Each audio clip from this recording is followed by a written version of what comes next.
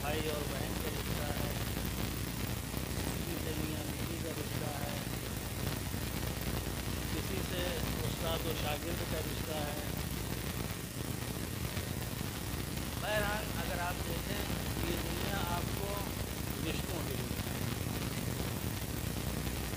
ہر انسان کسی نہ کسی رشتے سے جڑا ہوا ہے۔ جب یہ دنیا رشتوں کی دنیا ہے تو ہمیں پھر یہ سوچنا چاہیے، یہ غور کرنا چاہیے کہ ان رشتوں کو پیدا کرنے والے سے ہمارا کیا رشتہ ہے، اس سے ہمارا رشتہ کیسا ہونا چاہیے، اس سے ہمارے رابطے کیسے ہونے چاہیے۔ جب سب سے رشتہ ہے تو اللہ سے بھی ہمارا کوئی نہ کوئی رشتہ ہے۔ اور یوں تو کہنے کو آپ بہت کچھ کہہ سکتے ہیں، لیکن اگر سب سے مضبوط، سب سے بہتر، سب سے مستحکم اگر کوئی رشتہ انسان کا اللہ سے ہے تو وہ رشتہ ہے عبد اور معبود کا۔ وہ ہے اللہ، ہم ہیں عبداللہ۔ یہ بہترین رشتہ ہے، اس سے بہتر کوئی رشتہ ہو ہی نہیں۔ اور یہ اتنا اہم رشتہ ہے، اتنا اہم رشتہ ہے اور اتنا مستحکم اور مضبوط رشتہ ہے کہ یہ رشتہ دنیا میں بھی کام آتا ہے اور یہ رشتہ مرنے کے بعد بھی کام آتا ہے۔ دنیا میں بھی یہ رشتہ رہتا ہے اور مرنے کے بعد بھی یہ رشتہ رہتا ہے۔ جب تک انسان زندہ ہے اس وقت تک یہ عبداللہ ہے، اور جب یہ انسان مر جاتا ہے، جب نماز پڑھانے والا نماز کے لیے کھڑا ہوتا ہے تو اس کو کسی نام سے نہیں پکارتا، بلکہ یہی کہتا ہے اِنَّ هَذَا عَبْدُكَ وَابْنُ عَبْدِكَ، پروردگارا یہ تیرا عبد، یہ تیرا بندہ ہے اور کچھ نہیں ہے۔ یہ رشتہ زندگی میں بھی باقی رہتا ہے اور یہ رشتہ مرنے کے بعد بھی باقی رہتا ہے۔ اسی رشتے سے انسان پہچانا جاتا ہے۔ لیکن اگر آج ہمیں اگر اپنے آپ کو تعارف کروانا ہو، میں کیا ہوں، لیکن لوگ کس انداز سے اپنا تعارف کرواتے ہیں، اپنے عہدے گنوائیں گے، اپنی پوسٹیں گنوائیں گے، اپنے مقام و منصب کو بیان کریں گے، میں یہ ہوں، میں اس عہدے پہ ہوں، میں اس پوسٹ پہ ہوں، میں اتنا بڑا زمیندار ہوں، میں اتنا بڑا لینڈ لارڈ ہوں، میں یہ ہوں، میں یہ ہوں۔ انسان جب اپنا تعارف کرواتا ہے تو اس اعتبار سے کرواتا ہے کہ میں کیا ہوں۔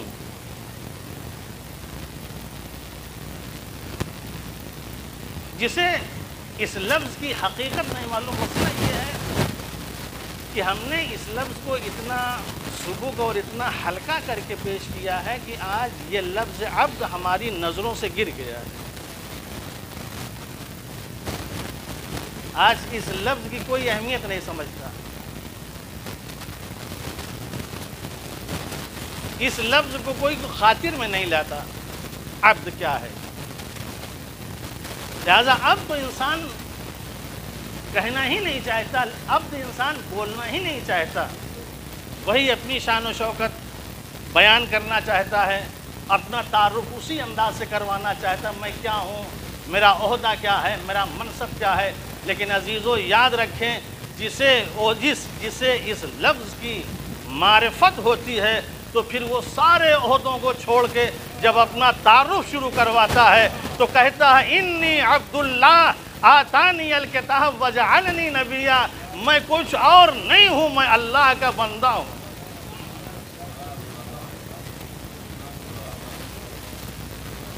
جسے معرفت ہوتی ہے پھر وہ کہیں اور نہیں بھٹکتا، کہیں اور نہیں جاتا، وہ اس لفظ کو اپنے تعارف کا ذریعہ بناتا ہے۔ میرے لیے عزت کسی اور چیز میں نہیں ہے، میرے لیے شہرت کسی اور چیز میں نہیں ہے، میری عظمت کسی اور چیز میں نہیں ہے، میری عظمت ہے تو اسی لفظ میں ہے۔ اور صرف یہ لفظ عیسیٰ علیہ السلام نے نہیں کہا کہ انی عبداللہ، بلکہ جب حضرت علی علیہ السلام مقام فخر پہ آئے ہیں تو انہوں نے برجستہ یہی کہا کہ الہی کفا بی عزن ان اکون لک عبدا، پروردگارا میری عزت کے لیے اتنا کافی ہے کہ میں تیرا بندہ ہوں۔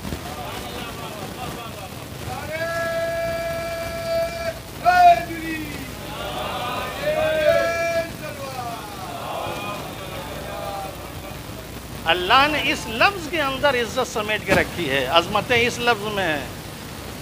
مقام اس لفظ میں ہے، عہدہ اس لفظ میں ہے، منصب اس لفظ میں ہے، ساری چیزوں کو اللہ نے اس لفظ میں سمیٹ کے رکھ دیا ہے جسے آج ہم سب سے حقیر اور سب سے پست سمجھ رہے ہیں۔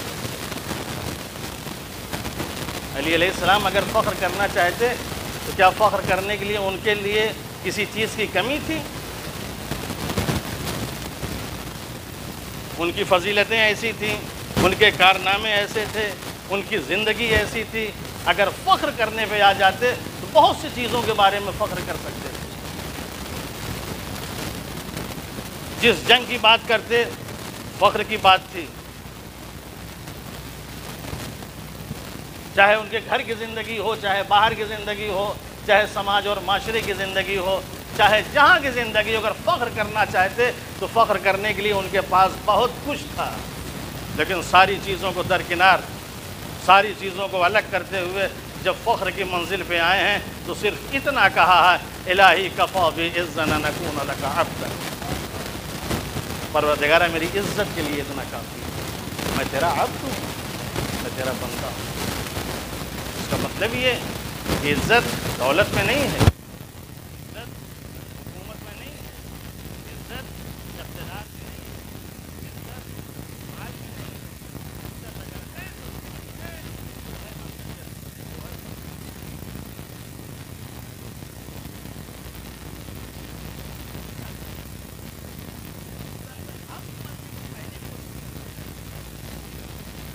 یاد رکھیں جب تک ہم مقام عافیت اور بندگی کے اوپر نہیں فائز ہوتے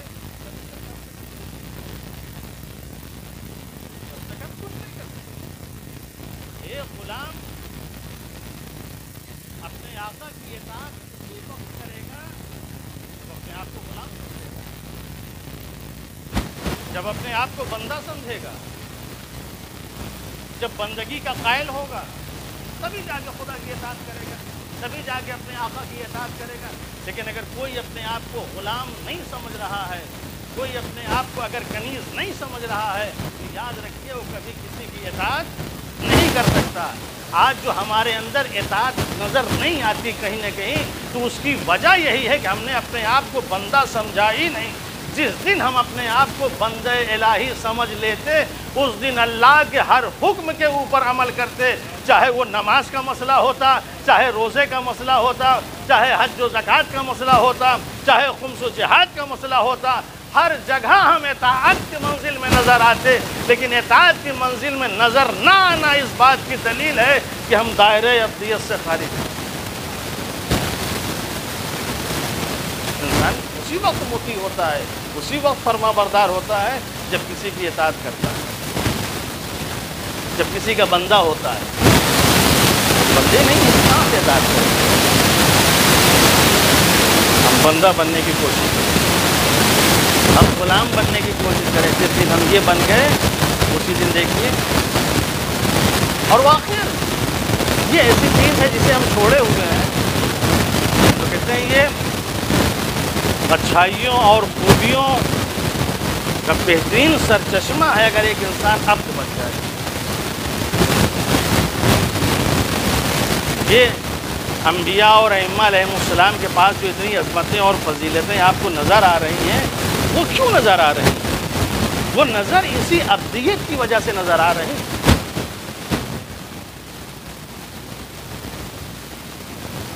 کسی عبدیت کی وجہ سے نظر آ رہے ہیں۔ انبیاء جتنے تھے ان کے اندر یہی عبدیت، یہی بندگی، جس کی وجہ سے اتنے بڑے مقام اور اتنے بڑے مرتبے میں سب فائز ہوئے۔ وَلَقَدْ بَعَثْنَا فِي كُلِّ أُمَّةٍ رَسُولًا أَنِ اعْبُدُوا اللَّهَ وَاجْتَنِبُوا الطَّاغُوتَ۔ یہ جتنے رسول آئے ہیں، یہ جتنے انبیاء آئے ہیں، رسولوں کو رسول ہی اللہ نے اس وجہ سے بنایا کہ ان کے اندر عبدیت اور بندگی تھی، ان کے اندر اطاعت کا عنصر تھا کہ جس کی وجہ سے اللہ نے انہیں اس مقام پر فائز کیا، تب جا کے انہیں ساری چیزیں عطا کی۔ لہذا یہ لفظ جو ہے، انسان کچھ بنے یا نہ بنے، عبداللہ سب سے پہلے بنے۔ یہ اگر بن گیا کہ دیکھیے پھر اس کے پاس اچھائیاں اور خوبیاں کتنی سمٹ کے آ جاتی ہیں۔ پیغمبر اسلام حضرت محمد مصطفیٰ صلی اللہ علیہ وآلہ وسلم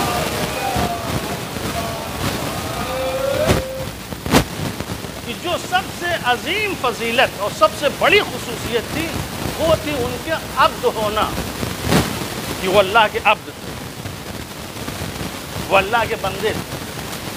سب سے بڑی فضیلت اور سب سے بڑی عظمت یہی تھی، اور قرآن مجید نے اسی عبد کو کتنے اچھے انداز سے پیش کیا اور اس کی عظمت کس طریقے سے بیان کی۔ دیکھیں جب ایک انسان مقام عبدیت پر فائز ہوتا ہے تبھی کسی چیز کے لائق ہوتا ہے۔ ان کے پاس رسول کا مرتبہ، ان کے پاس نبی کا مرتبہ، سب کچھ تھا، لیکن جب اللہ نے اس نبی کو قرآن دینا چاہا تو اللہ نے کہا تبارک الذی، پاک و پاکیزہ ہے وہ ذات، نزل الفرقان علی عبدہ، یہ اللہ نے اپنے بندے کے اوپر قرآن مجید کو نازل کیا۔ یہ نہیں کہ نزل الفرقان علی رسولہ، نزل الفرقان علی عبدہ، اللہ نے اپنے بندے پر قرآن مجید کو نازل کیا، اس لیے کہ یہ بندہ ہے، اس بندے کے اندر اتنی صلاحیت ہے کہ اگر میں قرآن اسے دوں گا تو اس قرآن کو اسی طریقے سے یہ لوگوں کے سامنے پیش کرے گا جیسے پیش کرنے کا حق ہے۔ ہر ایک کو نہیں دیا، دیکھا اس کے اندر وہ چیز ہے کہ نہیں، وہ صلاحیت ہے کہ نہیں، وہ کمال اس کے اندر ہے کہ نہیں۔ جب دیکھ لیا تب جا کے اللہ نے کہا نزل الفرقان علی عبدہ، ہم نے اپنے بندے کے اوپر اس قرآن کو نازل کیا۔ عبدیت کو دیکھی، بندگی کو دیکھی، اسی عبدیت اور بندگی نے اس نبی کو کہاں سے کہاں پہنچا دیا۔ جب اس عبدیت کے اوپر یہ فائز ہو گیا اور بندگی اس کے اندر حد سے زیادہ سرایت کر گئی تو اللہ نے اسی بندے کو، اسی عبد کو دنیا والوں کے سامنے، جسے تم اس لفظ کو ایک دن حقیر سمجھو گے، ایک دن پس سمجھو گے، دیکھو یہ لفظ، یہ عہدہ کتنا عظیم ہے کہ یہی عبد ہے کہ جب انسان اس مقام پر فائز ہو جاتا ہے تو وہ کتنی بلندی پر چلا جاتا ہے۔ تو اللہ نے آواز دی سبحان الذی اسری بعبدہ لیلا من المسجد الحرام الی المسجد الاقصی، پاک و پاکیزہ ہے وہ ذات جو لے گئی اپنے بندے کو رات۔ کسے لے کے گیا اللہ؟ کسی عبد کو۔ ہم بندہ بن کے تو دیکھیں کتنی نعمتیں، کتنی صلاحیتیں، کتنی چیزیں اللہ ہمیں عطا کرتا ہے، کیسی معراج عطا کرتا ہے، کیسی بلندی عطا کرتا ہے۔ آج جو بلندی ہماری زندگی میں نہیں ہے، آج جو ہم پستی کی طرف جا رہے ہیں، آج جو ہم ذلت و رسوائی کی زندگی جی رہے ہیں، صرف وجہ یہ ہے کہ ہم عبدیت سے خارج ہو گئے۔ جیسا بندہ ہونا چاہیے، جس طریقے سے بندگی ہمیں کرنی چاہیے، اس کی وجہ سے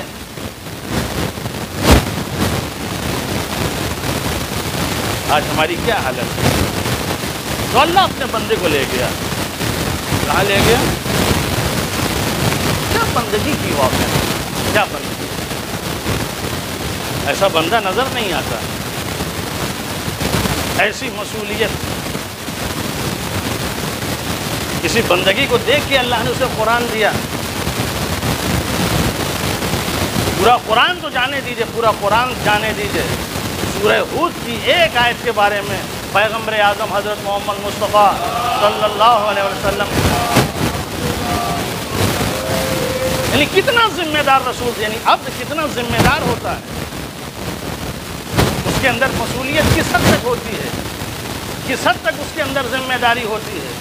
کہتا ہے پورا قرآن تو جانے دیجئے، سورہ ہود کی ایک آیت فاستقم کما امرت، تو صرف ایک آیت نے مجھے بوڑھا بنا دیا، ایک آیت نے مجھے بوڑھا بنا دیا۔ جس طریقے سے ذمہ داری کا احساس کیا اور ذمہ داری کا احساس کر کے لوگوں کے درمیان تبلیغ کرنا، دین پہنچانا، لوگوں کو انسان بنانا، اخلاق اور کردار سے سنوارنا، یہ نبی کا کام تھا، جس کی وجہ سے وہ نبی ہمارا بوڑھا ہو گیا۔ آج واقعی ہمارے اندر بھی ایسی ذمہ داری اور یہ ساری چیزیں اگر پیدا ہو جائیں، ہم بھی کسی چیز کی ذمہ داری اگر لے لیں، کیا بات ہو؟ اگر ہم کسی ذمہ داری کو لینے کے لیے تیار، تو اندر ذمہ دار ہوتا ہے، اس کے اندر ذمہ داری کی صلاحیت ہوتی ہے۔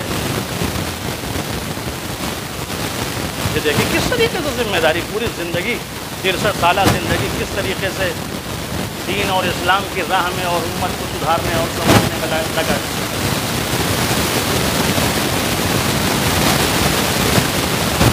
یہ آواز آتی ہے، اے نبی مجھے ڈر لگ رہا ہے کہ کہیں تم اپنی جان نہ کھو بیٹھو۔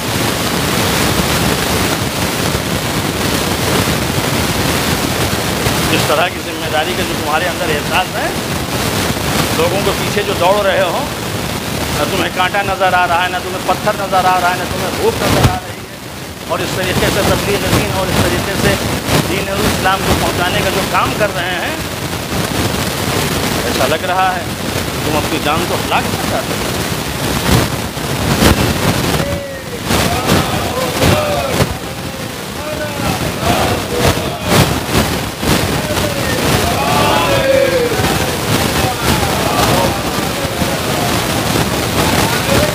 کتنی ذمہ داری کے ساتھ پوری زندگی گزاری دیکھیے، کتنی ذمہ داری کے ساتھ، وہ بھی ایسی ذمہ داری والی زندگی گزارنا چاہیے۔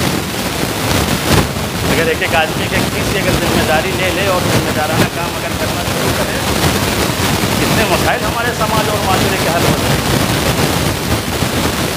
مگر ہم کوئی ذمہ داری نہیں لینا چاہیے۔ اتنا ذمہ دار رسول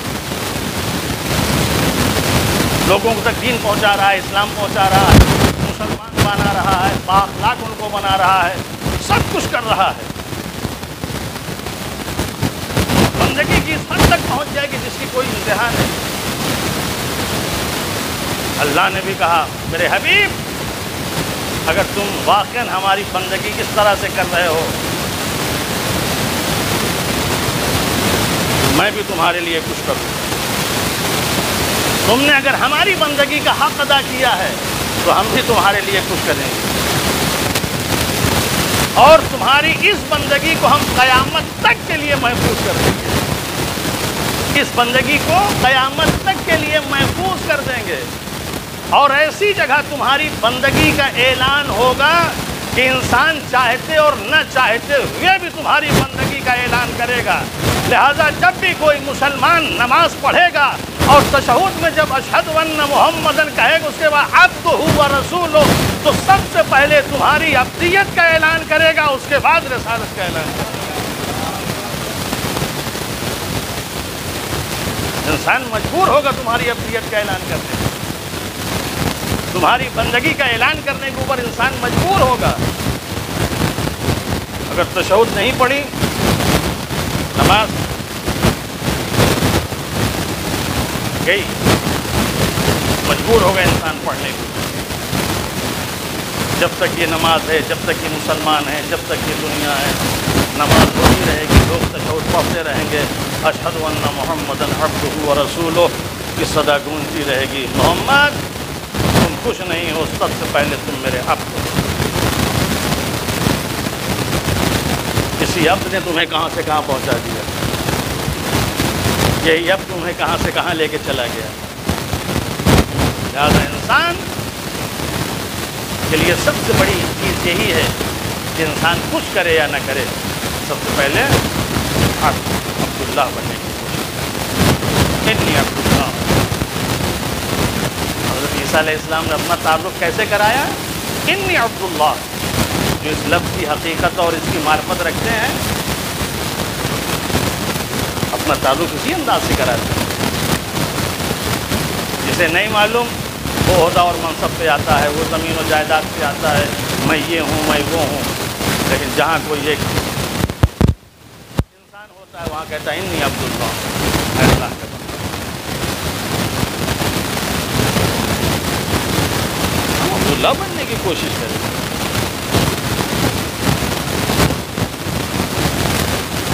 اور یہ اگر ہم بن گئے یقیناً ساری خوبیاں ساری اچھائیاں ہمارے ارد گرد جمع ہو. اس لیے جب ایک انسان اللہ کا بندہ بن جاتا ہے دنیا کی ہر چیز سے بے نیاز. جب میں اب اللہ کا ہوں تو پھر اب دنیا سے کیا مطلب؟ دنیا سے کیا مطلب؟ جو اللہ کا ہے وہ میرا.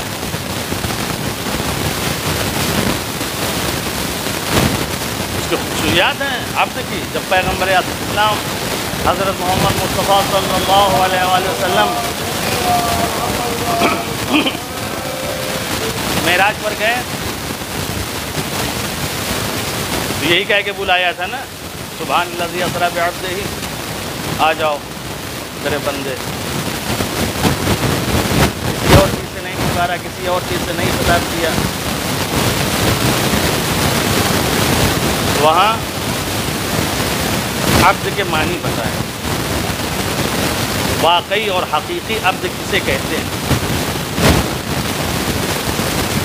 تو واقعی اور حقیقی عبد کی جو خصوصیات، جو چیزیں بیان کی ہیں، اس میں 7 چیزوں کا ذکر کیا. اگر ایک انسان حقیقی اور واقعی اگر عبد بننا چاہتا ہے تو 7 چیزوں کا وہ خیال کرے. سب سے پہلے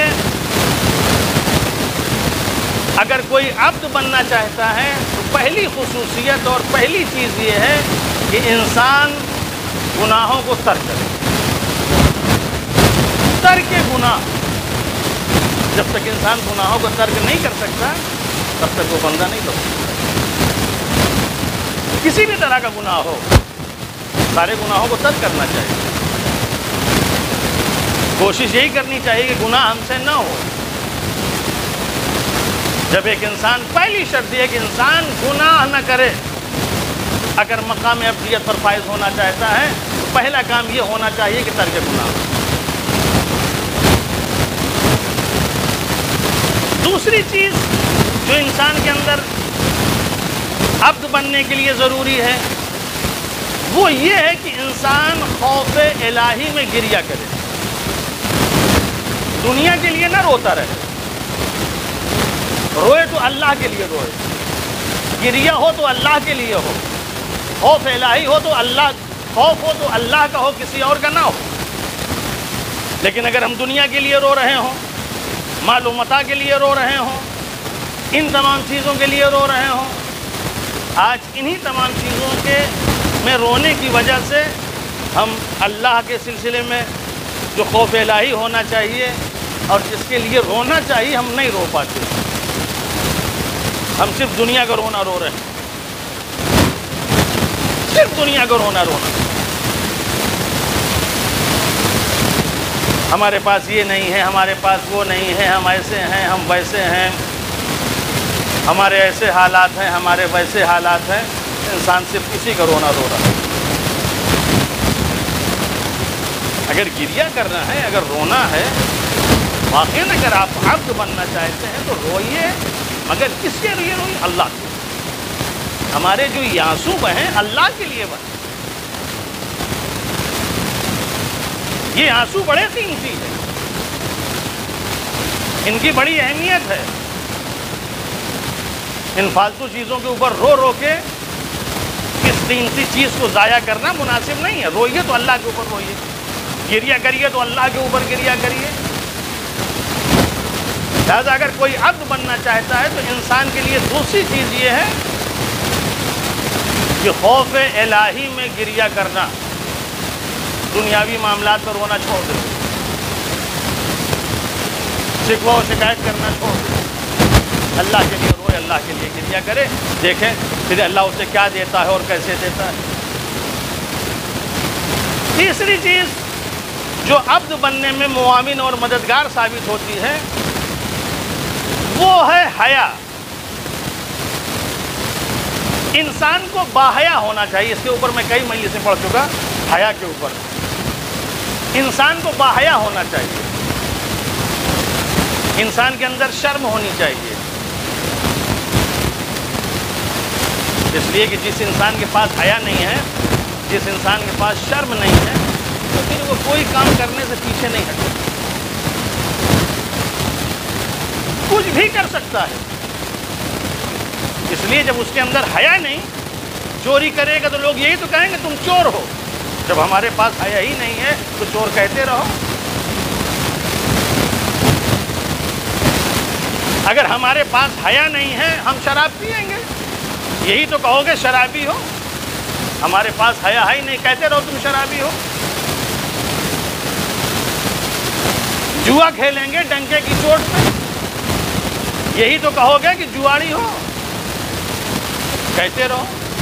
کوئی حیا ہمارے پاس ہے ہی نہیں، نہ ہمیں شرم ہے، نہ ہمیں حیا ہے، نہ ندامت ہے. صلوات پڑھیں محمد.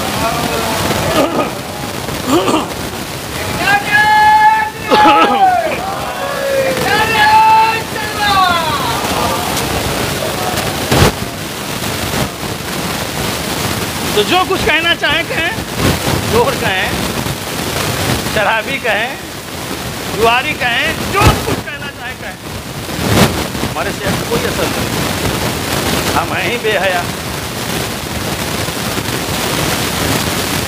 جو کہنا چاہیں گے. لیکن جہاں حیا ہوتی ہے پھر انسان پھونک پھونک کے ختم رکھتا ہے. ایسا نہ ہو کوئی کہہ دے تم نے یہ کام کیا.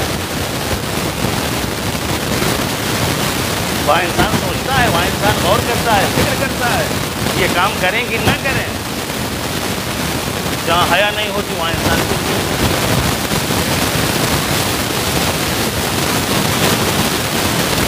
امام علی علیہ السلام فرماتے ہیں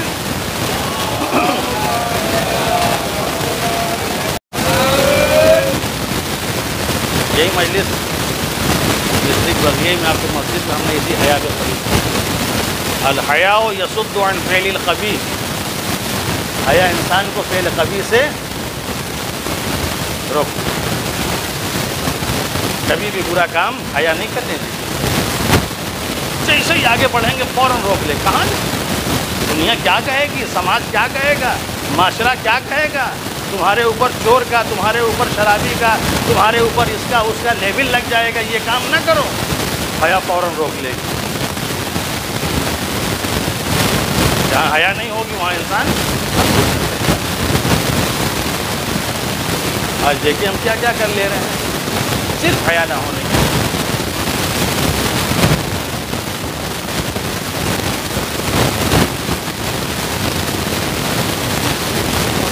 تو یہ تیسری چیز کیا تھی؟ حیا. یعنی اب اور بندگی کے لیے یہ پورا ٹاپک ہے. اب میں پڑھ چکا ہوں، اس کو نہیں چھڑوں گا. جو انسان کو ایک بندہ بناتی ہے اس چیز کا نام ہے حیا. انسان کے اندر حیا ہونی چاہیے، شرم ہونی چاہیے. سوچیے، غور کریے، فکر. چوتھی چیز جو انسان کے لیے ضروری ہے وہ اس شکم کو، اس پیٹ کو مال حرام سے محفوظ رکھنا. شب معراج گفتگو ہو رہی ہے. ہم تم کو وہاں سے یہاں جو اٹھا کے لائے ہیں اتنی بلندی پر، آج تو ایک بندے کی حیثیت سے جو اتنے بلند ہوئے ہو، اس وجہ سے بندہ کہتے کسے؟ بندہ کہتے کسے؟ مال حرام سے یہ شکم محفوظ رہے. نہ اس میں کوئی ایسی چیز نہیں اس پیٹ میں جانا چاہیے جو حرام ہو. چاہے سود ہو، بیاج ہو، رشوت ہو، ایک دوسرے کا غصب کیا ہوا مال ہو، کچھ بھی ہو، اس پیٹ کے اندر نہیں جانا چاہیے. ناجائز طریقے.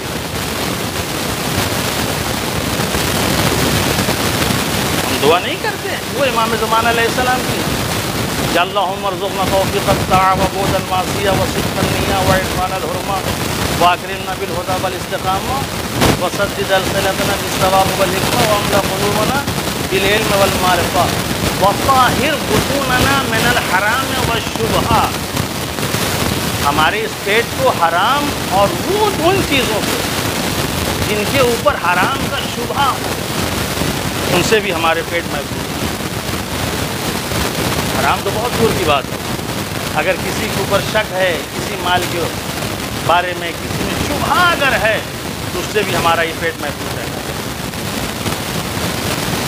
اگر عبد بننا چاہتے ہیں تو شکم ہمارا محفوظ ہے. تو گناہ، ترک گناہ 1، خوف الہی میں گریہ 2، حیا 3، شکم ہمارا مال حرام سے محفوظ رہے 4، اور اس کے بعد یہ انسان مومنین کو دوست رکھے. آج جو ایک دوسرے سے بغض، عداوت، حسد، نفرت، کوئی ایک دوسرے کو پہچان نہیں رہا ہے، کوئی ایک دوسرے سے ملنے کو تیار نہیں رہا ہے. یہ جو آج سماجی کشمکش کی ساری چیزیں چل رہی ہیں، اس سے انسان باہر ہے. اب بننا آسان تھوڑی ہے. بھائی بھائی سے لڑا ہوا ہے، باپ بیٹے میں اختلاف ہے، محلے والے ایک دوسرے سے آپس میں پارٹی بازی، ان ساری چیزوں سے باہر آئیے اگر آپ بننا چاہتے ہیں. یہ مجلسیں کرنا، یہ تمام چیزیں انجام دے لینا، یہ کفایت نہیں کریں گی جب تک واقعاً اس مرحلے سے نہیں گزرے. اگر واقعاً آپ بننا چاہتے ہیں، واقعاً ایک نیک اور اچھا انسان اگر بننا چاہتے ہیں، تو یہ منزلیں آپ کو طے کرنا پڑیں گی. جب یہ منزلیں طے کریں گے تبھی جا کے آپ مقام ابدیت پر فائز ہوں. مومنین سے محبت ہونی چاہیے. آج دیکھیں کس حد تک ہمارے عزیزوں سے، رشتہ داروں سے، ان تمام لوگوں سے محبت ہے. وہ محبت باقی رہی. ہر انسان اپنی زندگی میں بھاگ دوڑ لگا ہوا ہے، اپنی زندگی گزار رہا ہے. کسی کو کوئی فکر نہیں ہے، کوئی کسی کا پرسان حال نہیں ہے. کہتے میں اللہ کا بندہ ہوں. ضروری ہے کہ انسان ان تمام چیزوں سے اس کا رابطہ ہو، ان تمام چیزوں سے اس کا رشتہ ہو. چھٹی چیز جو انسان کے لیے ضروری ہے، سکوت. یہ جو زبان اللہ نے دی ہے تو بہت چھوٹی سی، مگر اس کا زندگی میں بہت بڑا رول ہے. یہ جو قینچی کی طرح چلتی رہتی ہے،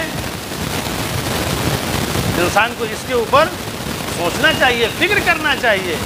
بولیں تو کیسے بولیں، کس طرح بولیں، کیا بولیں.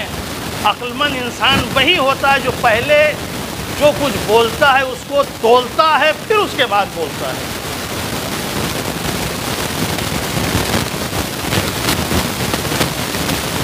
پہلے انسان کو اندازہ کرنا چاہیے میں کیا بول رہا ہوں. بلا وجہ کی باتیں، بلا وجہ کی بحث، بلا وجہ کی حجت. اس زبان کے اوپر انسان کو کنٹرول کرنا چاہیے. یہ زبان ہماری کنٹرول میں نہیں ہے. یہی زبان ہے آج جو سارے معاملات ہمارے خراب کیے ہوئے. یہ سماج و معاشرے میں جو برائیاں ہیں، یہی زبان ہے جو آج پھیلا رہی ہے. کچھ کہنے سے پہلے، کچھ بولنے سے پہلے انسان کو سوچنا چاہیے، انسان کو غور کرنا چاہیے، انسان کو فکر کرنا چاہیے کہ میں بولوں کہ نہ بولوں، میں کہوں کہ نہ کہوں، تب جا کے انسان بولے. یہ ساری چیزیں اگر ایک انسان عبد بننا چاہتا ہے تو ان تمام مراحل سے جب اپنے آپ کو گزارتا ہوا اس مقام پر پہنچتا ہے، تب جا کے کہہ سکتا انی عبد اللہ آتانی الکتاب وجعلنی نبیا. اور اللہ نے اپنے بندوں کے بارے میں پھر کیا فخر کیا ہے. جہاں بھی کہا ہے کہ اگر واقعاً تمہیں اگر کچھ دیکھنا ہو، سننا ہو، کبھی کہتا ہے وَاذْكُرْ عَبْدَنَا داؤد. قرآن پڑھو، وَاذْكُرْ عَبْدَنَا داؤد، میرے بندے داؤد کو دیکھو، اس کا ذکر کرو. وَاذْكُرْ عَبْدَنَا ایوب، میرے بندے ایوب کو دیکھو، اس کا ذکر کرو. لفظ اب کہہ کر کے کس طریقے سے اپنے بندوں کو خطاب کر رہا ہے کہ یہ لفظ عبد اتنا اہم ہے کہ انسان کو عروج اور بلندی عطا کرنے کے لیے یہی ایک لفظ کافی ہے. اگر انسان اپنے آپ کو عبد بنا لے، اپنے آپ کو عبد بنا لے، بہت ضروری ہے. اگر بننا چاہتے ہیں تو واقعی جو میں نے ان تمام چیزوں کا ذکر کیا اس کے اوپر عمل کریں. تو جو یہ نماز پڑھتے ہیں، یہ جو روزہ رکھتے ہیں، یہ بندگی نہیں، یہ عبادت ہے. آپ یہ نمازیں پڑھتے ہیں، روزہ رکھتے ہیں، حج کرتے ہیں، یہ سب بندگی نہیں، یہ ہے عبادت، یہ ہے عبادت۔ یہی عبادت جب انسان کو بلند کرتی ہے تو یہی عبادت انسان کو عبودیت تک لے جاتی ہے۔ عبادت کے بعد عبودیت اور بندگی آتی ہے۔ پہلے یہ کام کریں تاکہ انسان وہاں تک پہنچے۔ لیکن بہت سے لوگ ایسے ہوتے ہیں جو عبادت کرتے ہیں مگر بندہ نہیں بن پاتے، ان کے اندر اطاعت، ان کے اندر یہ ساری چیزیں نہیں آتی، سب کچھ کرنے کے بعد بھی۔ اس لیے کہ عبادت وہی کارگر ہے جو انسان کو عبودیت تک لے کے چلی جائے۔ شیطان نے 6000 سال عبادت کی مگر مقام عبودیت پر فائز نہیں ہو سکا۔ یہی وجہ تھی جب اللہ نے آدم کے سجدے کا حکم دیا تو سب نے سجدہ کیا مگر ابلیس نے سجدہ، اس لیے عبادت تو کی مگر اس کے اندر عبودیت۔ نمازیں جو پڑھتے ہیں، نماز پڑھنے کے بعد ہمارے اندر بندگی آنا چاہیے۔ واقعاً دیکھیں نماز کیا ہے، کھڑے ہیں تو کھڑے ہیں، رکوع میں ہیں تو رکوع میں ہیں، سجدے میں تو سجدے میں۔ واقعاً انسان کو بندگی کا طریقہ اور سلیقہ سکھاتی ہے کہ اگر تم کو بندگی اور عبدیت کی راہوں کو اگر طے کرنا ہو تو سیکھو کس طریقے سے انسان ایک بندہ بن سکتا ہے۔ لہذا بہت ہے۔ اور اسی عبد کے حوالے سے بس تھوڑی دیر اور آپ کی زحمت تمام۔ اسی عبد کے حوالے سے امام جعفر صادق علیہ السلام فرماتے ہیں، دیکھیں یہ عبد جو ہے بہت چھوٹا سا لفظ ہے، عین بے دال، لیکن چھٹے امام اس لفظ عبد کے بارے میں فرماتے ہیں کہ جو اس لفظ عبد میں پہلا حرف عین ہے اس کا مطلب ہے علم و معرفت۔ عبد بننے کے لیے سب سے پہلے انسان کے اندر علم اور معرفت ہونی چاہیے۔ بندہ جو ہے جاہل نہیں بن سکتا۔ ایک جاہل انسان اگر بندہ بننا چاہے اس کے لیے علم چاہیے، اس کے لیے معرفت چاہیے۔ پہلے انسان کو علم حاصل کرنا چاہیے، پہلے انسان کے اندر معرفت ہونی چاہیے۔ یہی علم اور معرفت انسان کو بندگی کی طرف لے جائے گا۔ اور علم و معرفت انسان کے پاس نہیں ہے بھی انسان بندہ نہیں ہو۔ علم انسان کے پاس ہو، معرفت انسان کے پاس ہو، معرفت توحید اس انسان کے پاس ہو، دین اور اسلام کی معرفت اس کے اندر ہو، یہ ساری چیزیں ہوں گی تبھی جا کے ایک انسان عبد بن سکتا ہے۔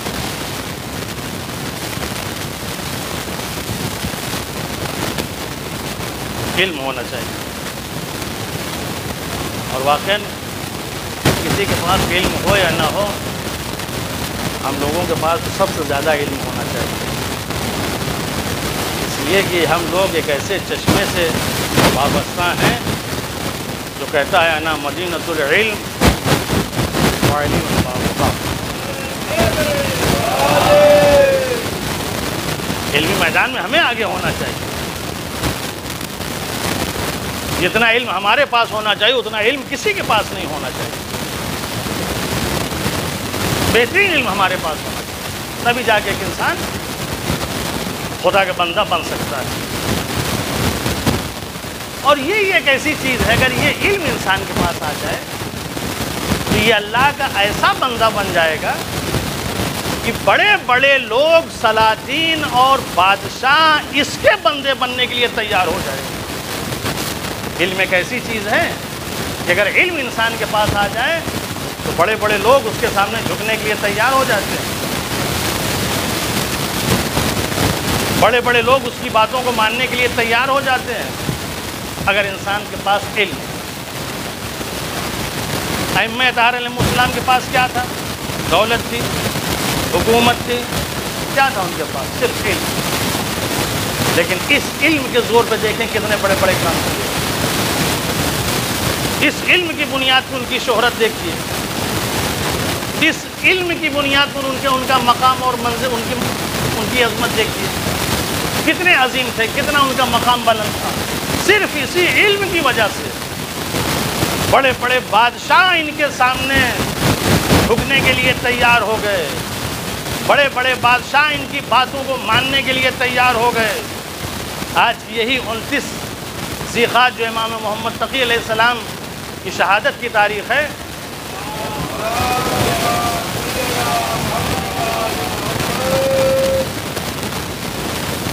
25 سال کے سن میں اس دنیا سے گئے ہیں، 25 سال، کوئی زیادہ عرصہ نہیں رہے۔ آپ کے پاس کیا تھا؟ کیا تھا آپ کے پاس؟ 5 سال کے تھے، ابھی بچپنا ہے، 5 سال کے ہیں۔ باپ کو امام رضا علیہ السلام کو مامون نے خراسان بلا لیا۔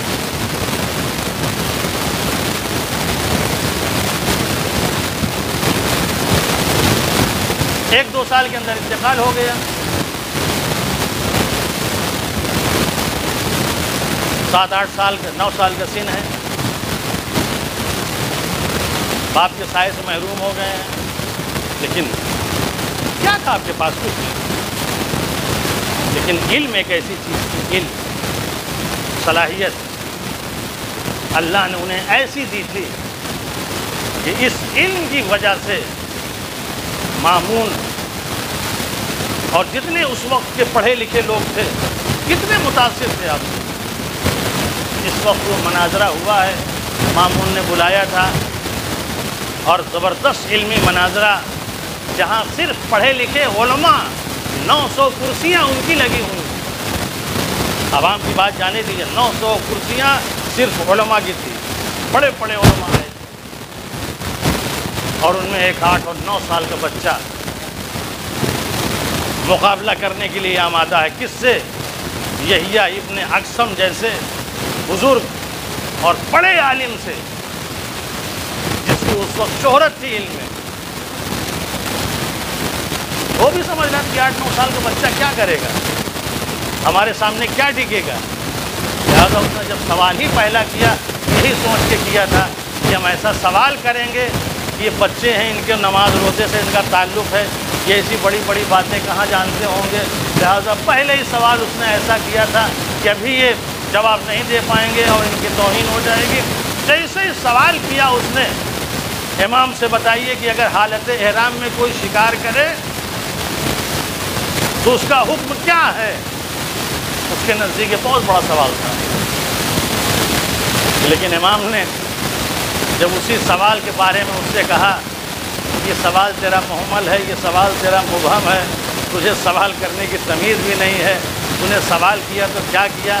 کم سے کم سوال ایسا کرنا چاہیے تھا جو واضح ہوتا، جو روشن ہوتا، تو میں اس کا جواب دوں تو کیا دوں؟ پہلے یہ بتا، جو یہ سوال تو نے کیا ہے کہ حالت احرام میں کوئی شکار کرے تو اس کا حکم کیا ہے، پہلے تو یہ بتا کہ جو شکار کیا ہے وہ ہل میں کیا ہے کہ حرم میں کیا ہے، پہلی بار کیا ہے، اس سے پہلے کر چکا ہے۔ اس طریقے سے جو سوال کرنا شروع کیا یحییٰ ابن اقسم سے، پسینہ پسینہ ہو گیا۔ جتنے کرسی نشین بیٹھے ہوئے تھے سب کے چہرے اتر گئے کہ یہ 9 سال کا بچہ ایک سوال میں نہ جانے کتنے شکیں اس نے پیدا کر دی۔ اس نے فوراً ہار مان لی کہ میں اس کا جواب نہیں دے سکتا، آپ ہی بتائیے اس کا جواب کیا ہے۔ پتہ ہی 9 سال کا بچہ اتنے لوگوں کے بیچ میں اپنی بلندی اور اپنی عظمت کا سکہ منوا گیا۔ یہ کون سی چیز تھی؟ یہ علم، یہ علم نہیں جواب دے پایا، اور پھر چونکہ اس نے سوال کیا تھا لہٰذا امام کو بھی ایک سوال کرنا تھا، اس کا جواب بھی دیا، تفصیلی ہے وہ۔ امام نے بھی سوال کیا، کیا میں بھی تجھ سے کچھ پوچھ سکتا ہوں؟ کہا پوچھیے، معلوم ہے؟ کیا معلوم ہوگا تو بتا دیں گے، نہیں تو آپ ہی سے پوچھ لیں گے، اس لیے کہ اگر معلوم پتہ ہوگا تو ٹھیک ہے، نہیں تو کوئی بات نہیں، آپ پوچھیے۔ مایوس ہے وہ، سمجھ رہا ہے کہ جواب نہیں دے پاؤں گا۔ امام نے اس سے سوال کیا کہ ایک عورت جسے صبح کے وقت دیکھا تھا تو وہ حرام تھی، سورج جیسے چڑھا اس کو دیکھا تو حلال ہو گئی، ظہر کے وقت پھر حرام ہو گئی، عصر کے وقت پھر حلال ہو گئی، مغرب کے بعد پھر حرام ہو گئی، عشاء کے بعد پھر حرام ہو گئی، آدھی رات کے بعد پھر حلال ہو گئی، اور صبح جو ہے حرام ہو گئے، صبح جو ہے پھر وہ حلال ہو گئے۔ بتاؤ، دیر ہو گئے۔ ایک ہی دن میں ایک عورت جتنی مرتبہ حلال ہو حرام ہوتی رہی، بتاؤ، پریشان ہو گئے۔ 9 سال کا بچہ اپنا سکہ کیسے منوایا؟ علم کی بنیاد پر۔ آج اس دنیا میں ہم اپنا سکہ کیسے منوائیں؟ علم کی بنیاد پر۔ ہمارے پاس علم ہونا چاہیے، ہمارے پاس صلاحیت ہونی چاہیے، ہمارے پاس قابلیت ہونی چاہیے۔ آج جس کے ایصال ثواب کی مجلس ہے، یقیناً آپ کا نام عبداللہ تھا، عبد عین یعنی علم، تو علم حاصل کر کے ایک عالم بن کے اپنے نام کی لاج رکھ لی، اور صرف اتنا ہی نہیں، خود بھی عالم، اپنے بچوں کو بھی عالم بنایا، اور نہ جانے کتنے اپنے شاگردوں کو عالم بنا دیا۔ یہ بہت بڑی بات ہے، خود بھی عالم، بچوں کو عالم بنایا، نہ جانے کتنے شاگرد ان کے آج عالم بنے ٹہل رہے ہیں۔ انسان عبد بنے واقعا اسی طریقے سے اس کے اندر یہ صلاحیت، اس کے اندر یہ قابلیت، اس کے اندر یہ ساری چیزیں ہونا چاہیے۔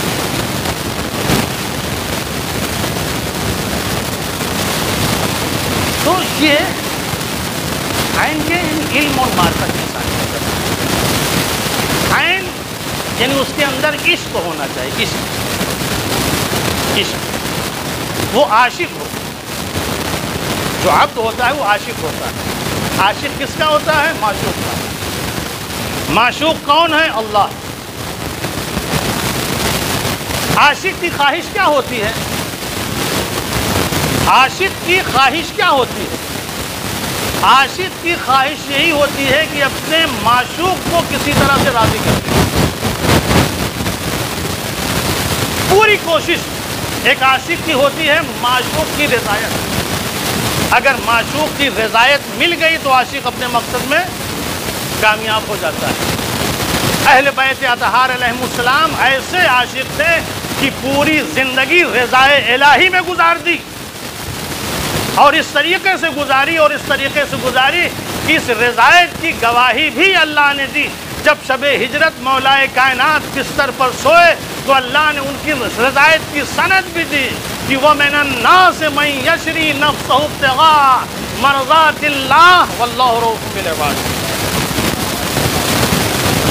پوری زندگی رضایت میں، اپنا کبھی خیال ہی نہیں کیا، نہ مرنے کے بارے میں سوچا، نہ جینے کے بارے میں سوچا، نہ بھوک اور پیاس کے بارے میں سوچا۔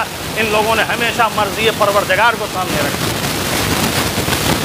مرضی پروردگار کو سامنے رکھا، اور مرضی پروردگار کو ایسے سامنے رکھا، کسی نم امام کے والد امام رضا علیہ السلام جن کا نام علی تھا، لیکن رضایت کے اس منزل پر تھے کہ لوگ علی کہنا بھول گئے، رضا کے نام سے یاد کرتے تھے۔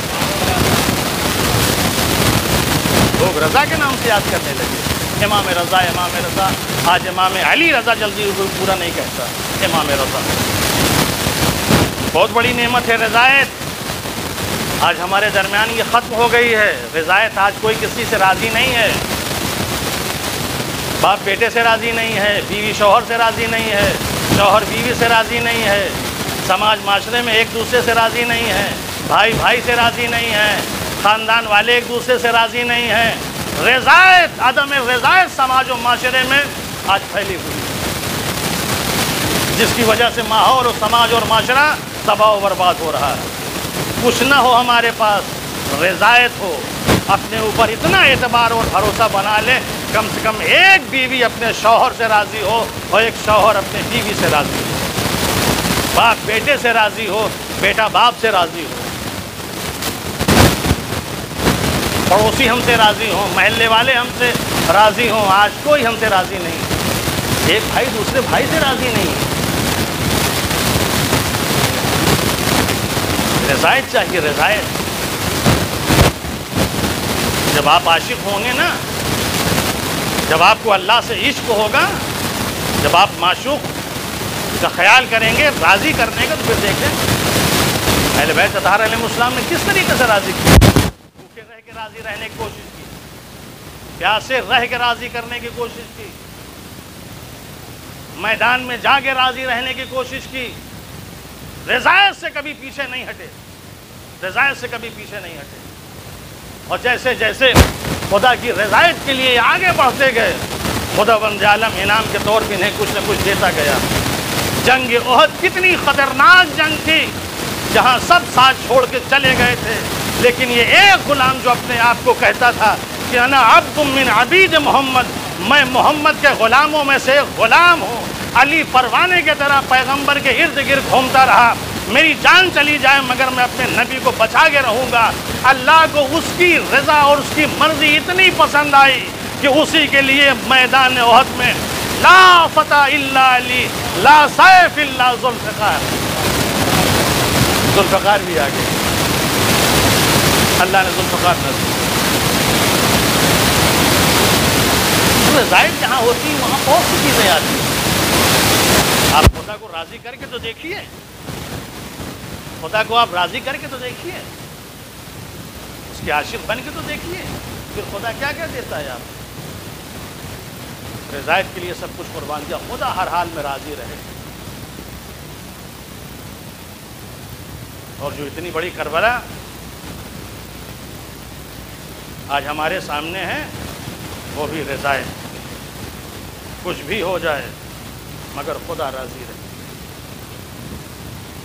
ہم شہید ہو جائیں مگر خدا راضی رہے، ہمارے بچے شہید ہو جائیں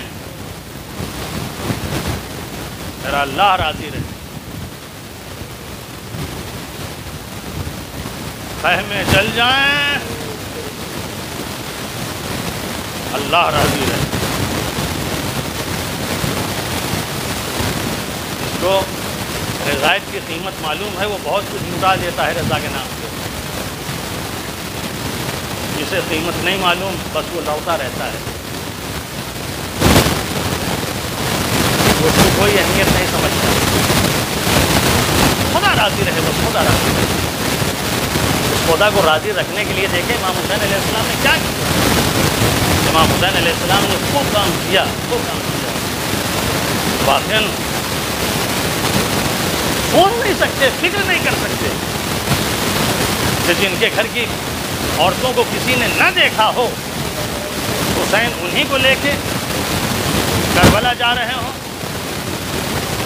اور جب امام حسین علیہ السلام سے کہا گیا کہ مولا آپ جا رہے ہیں، جائیے ان بیویوں کو یہاں چھوڑ دیجئے، تو امام حسین علیہ السلام نے کیا کہا تھا؟ ان اللہ شاء ان یراہم سوایا، پروردگارہ یہی چاہتا ہے کہ جس طریقے سے میں قتل ہو رہا ہوں اس طریقے سے اللہ ان کو اسیر دیکھنا چاہتا ہے۔ نانا کا روضہ کتنی دور تھا، کبھی امام علی علیہ السلام تنہا نہیں جانے دیتے تھے، چراغ جا کے گل کر دیتے تھے میرے بیٹے کے اوپر کسی کی نظر نہ پڑنے پائے۔ وہی زینب کربلا جا رہی ہے، اللہ اکبر، یہ کس لیے جا رہی ہے؟ کتنا بڑا کام کیا امام حسین علیہ السلام نے۔ کچھ بھی ہو جائے، بیویاں اسیر کی جائیں، خیمے جلائے جائیں، مگر میرا اللہ مجھ سے راضی رہے۔ کربلا کے میدان میں حد ہو گئی واقعاً، جہاں اصحاب مارے گئے، جہاں اعزہ شہید کیے گئے، وہیں امام حسین علیہ السلام بھی شہید کیے گئے۔ لیکن جب یہ امام وقت آخر شہادت کے لیے آگے بڑھا اور شہادت کی منزل آئی، تو اللہ نے اس حسین کے لیے یہی کہا تھا، یا ایتھا النفس المطمئنۃ ارجعی الی ربک راضیۃ مرضیہ، اے میرے حسین آ جاؤ میری بارگاہ میں تم سے راضی ہوں، تم مجھ سے راضی ہو۔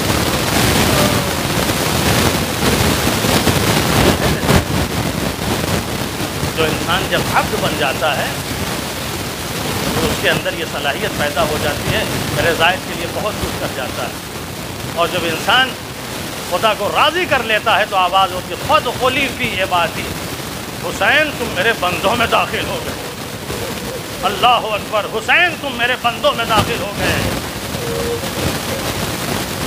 اور جب انسان بندوں میں داخل ہو جاتا ہے تو پھر یہی انسان عشق میں داخل ہو جاتا ہے۔ عزیزو، امام حسین علیہ السلام نے بندگی کی انتہا کر دی، خدا کی راہ میں اپنی جان قربان کر دی، خدا کی راہ میں اپنی اولاد کو قربان کر دیا، اور بندگی ایسی کہ جیسے جیسے خدا کی راہ میں اپنے بچوں کو پیش کرتے گئے ویسے ویسے حسین کے چہرے پہ نکھار آ رہا تھا۔ راوی پریشان ہو گیا کہ آخر وجہ کیا ہے؟ کسی کا ایک مارا جاتا ہے اس کی حالت غیر ہو جاتی ہے، لیکن جیسے جیسے حسین کے بچے مارے جا رہے ہیں، حسین کے جوان شہید ہو رہے ہیں، ان کے چہرے پہ نکھار آ رہا ہے۔ جب حسین سے پوچھا کہ مولا یہ بتائیے کہ راز کیا ہے، کہا تمہیں نہیں معلوم، میرا اللہ مجھے دیکھ رہا ہے، میں جو کچھ کر رہا ہوں اپنے اللہ کی رضا کے لیے کر رہا ہوں، جب میرا اللہ راضی ہے تو پھر مجھے قربان کرنے میں کیا حرج ہے۔ اجرکم اللہ۔ مجلس ختم۔ یہ حسین تھے، عزیز و حسین، جنہیں رضایت کے لیے اتنی بڑی قربانی دی، اور یہاں حسین کے ساتھ حسین کی بہن زینب ہیں، حسین کی بہن زینب ہیں، وہ بھی اپنے معبود کے اوپر کتنی راضی برضا ہیں جس کی کوئی انتہا نہیں۔ ابن زیاد نے جب دربار میں پوچھا تھا، اے زینب یہ بتاؤ تم نے کربلا کے میدان میں اللہ کو کیسا پایا؟ یقیناً کوئی اور عورت ہوتی اگر اس سے اس طرح کا سوال کیا جاتا تو کس طرح سے جواب دیتی، لیکن زینب نے یہی کہا تھا کربلا میں جو کچھ ہوا میرے ساتھ اچھا ہوا، میرا علی اکبر مارا گیا اچھا ہوا، میرا گھر اجڑ گیا اچھا ہوا، خیموں میں آگ لگائی گئی، سروں سے چادریں چھینی گئیں، مجھے دیار بدیار پھرایا جا رہا ہے، اگر خدا کی مرضی اسی میں تھی تو میں بھی اس پر راضی ہوں۔ اللہ لعنت اللہ والقوم الظالمین ويعلم الذين ظلموا اللهم اغفر للمؤمنين والمؤمنات والمسلمين والمسلمات الأحياء منهم والأموات تابع بيننا وبينهم بالخيرات إنك مجيب الدعوات إنك على كل شيء قدير۔ ایک مرتبہ سورہ الحمد، ایک مرتبہ سورہ توحید تلاوت فرما کر مولانا سید عبداللہ زیدی صاحب، ابن مرحوم سید ذوالفقار علی زیدی صاحب، مرحومہ سیدہ خورشید بانو، بنت سید علمدار حسین، اور تمام مومنین کو سل فرمائیں۔ اللہم صل علی محمد وآل محمد۔ بسم اللہ الرحمن الرحیم، الحمد للہ رب العالمین، الرحمن الرحیم، مالک یوم الدین، إياك نعبد وإياك نستعين، اهدنا الصراط المستقيم صراط الذين أنعمت عليهم غير المغضوب عليهم ولا الضالين۔ بسم الله الرحمن الرحيم، قل هو الله أحد الله الصمد لم يلد ولم يولد ولم يكن له كفوا أحد۔ بسم الله الرحمن الرحيم، لم يلد ولم يولد ولم يكن له كفوا أحد۔ بسم الله الرحمن الرحيم، قل هو الله أحد الله الصمد لم يلد ولم يولد ولم يكن له كفوا أحد۔ كذلك الله ربنا، اللهم صل على محمد وآل محمد، ربنا